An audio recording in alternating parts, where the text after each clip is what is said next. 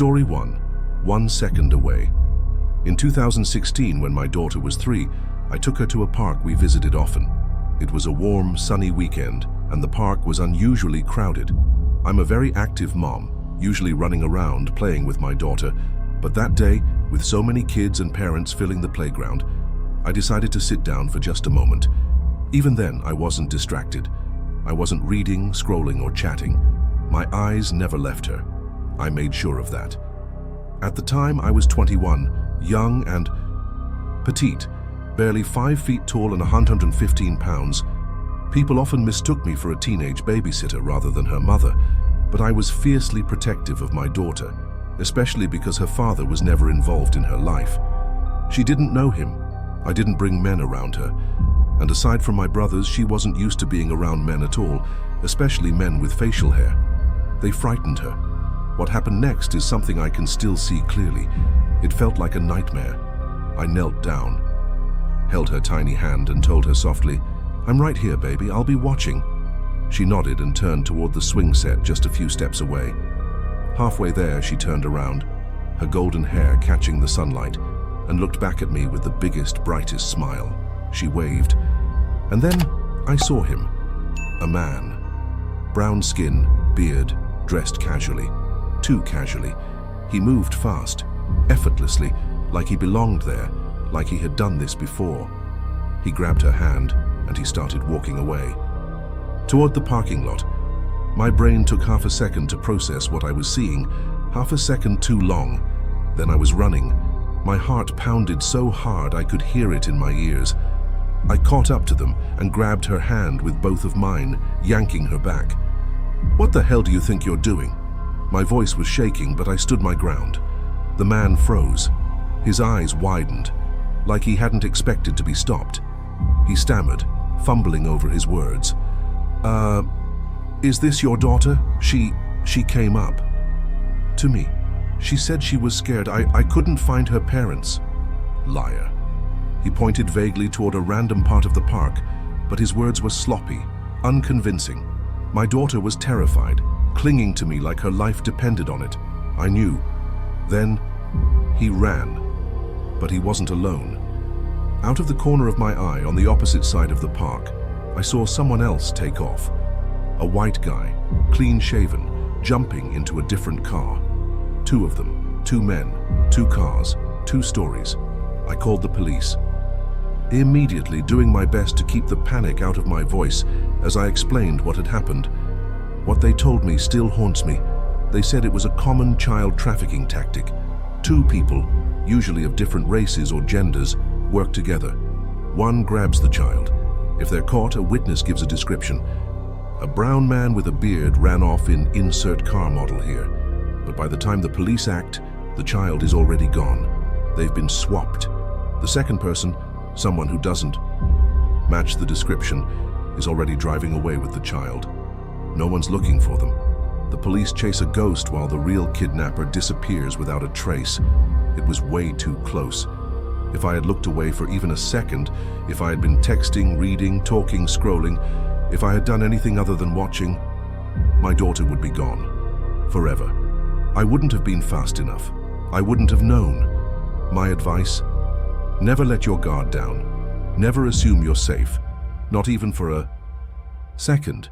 Because 1 second is all it takes to change everything. Story 2. The man at the sale rack. It was a chaotic day, and the store was packed with people because of a sale. I was used to the area. Gang activity, stabbings. It was home. Nothing really fazed me anymore. I worked alone most of the time, stuck on my side of the store while the women's section was on the other side. I was buried at the registers, trying to keep up with the endless line of purchases, when a man came up to the counter. He looked distressed, maybe in his 50s, wearing a black puffer coat and joggers. "I lost my phone," he said, his voice shaky as he pointed toward the sale rack to the right. I didn't think much of it. I followed him over to the racks, 2 of them pushed close together, and crouched down to look. There it was, his phone, sitting perfectly in the center of the racks, almost too perfectly. It felt off. There was no way it would have just fallen there naturally. But I picked it up, and handed it back to him. "Thank you, you're my angel. My angel," he kept repeating, almost theatrically. "It's fine," I said, already turning to head back to the register. Then he asked, "How can I repay you?" "You really don't have to. It only took a second," I smiled, brushing it off. "What time do you get off work?" Something about the way he asked made me uncomfortable. I lied and said 3 in the afternoon, even though I was working the closing shift, and it was only around 10 in the morning at that point. "I'll see you after work," he said. His face went completely blank, no more theatrics. Then he turned and walked out of the store.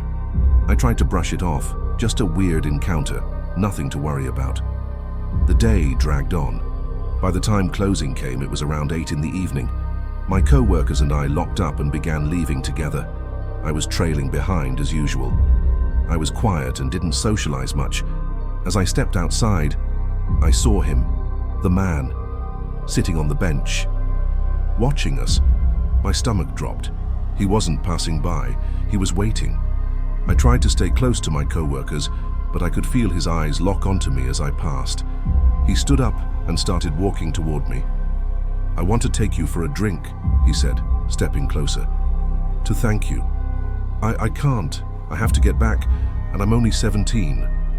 I turned to leave, trying to stay calm, trying not to make a scene. But before I could take another step, he grabbed my arm. "Come with me." His grip tightened. He started pulling me toward an alleyway. Panic set in. I glanced toward the alley. There, parked just outside, was a black car. The door was open. A man was standing there, holding it.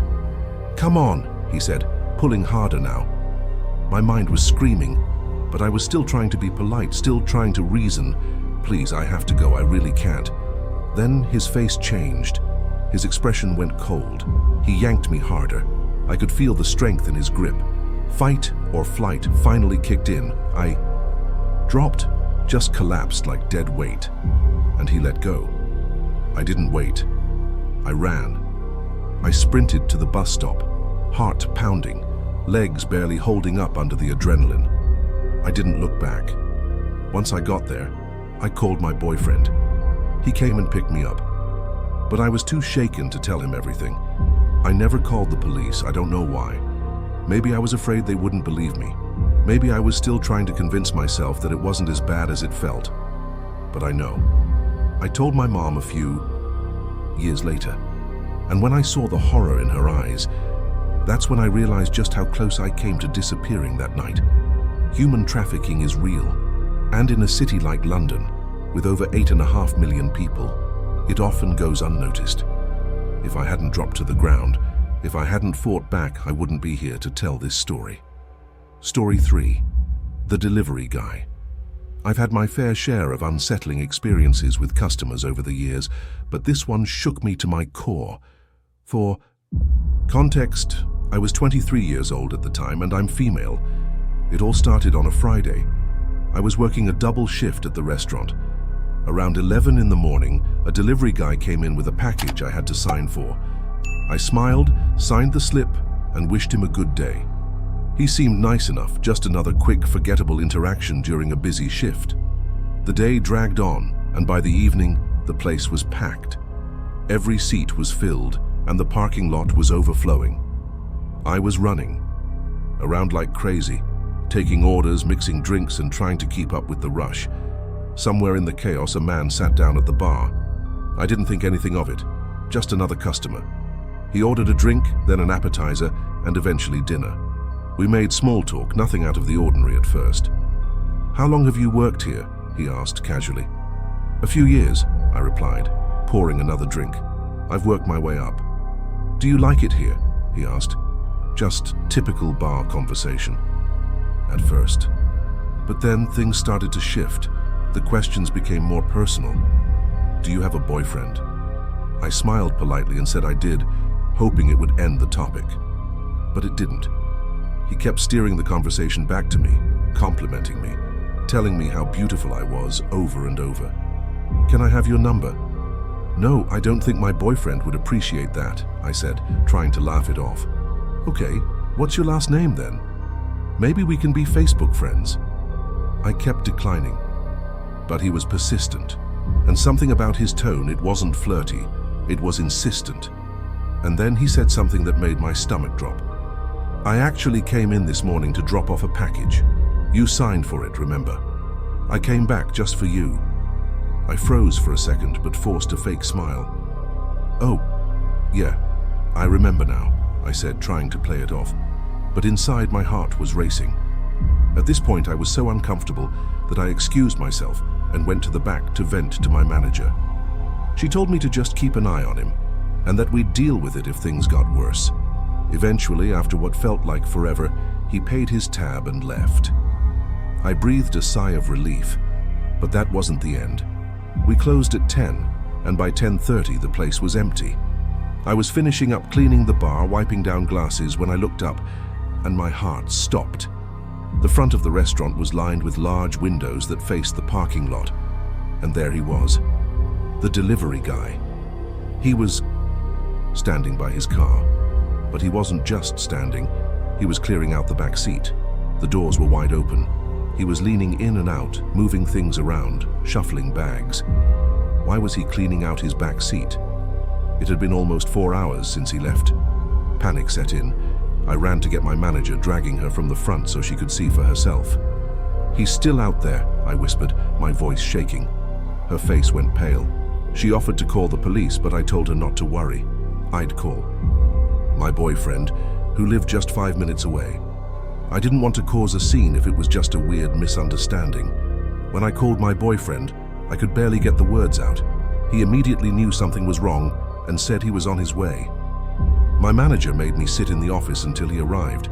I didn't want to be anywhere near those windows. I didn't see what happened next. But I'll never forget what my boyfriend told me. When he pulled into the parking lot, the delivery guy was just sitting in the driver's seat of his car, waiting. My boyfriend, who is extremely protective and doesn't mess around, walked straight up to the guy's car and knocked on the window. "Roll it down," he said, his tone leaving no room for argument. The guy did. What happened next was the scariest part.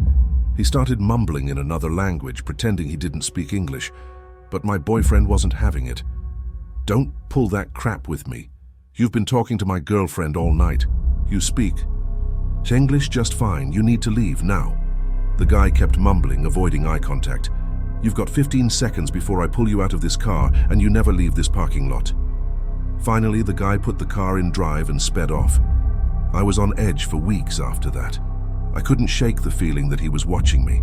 I even considered quitting. But the part that still keeps me up at night? Why was he in the parking lot for 4 hours? And what the hell was he doing in his back seat?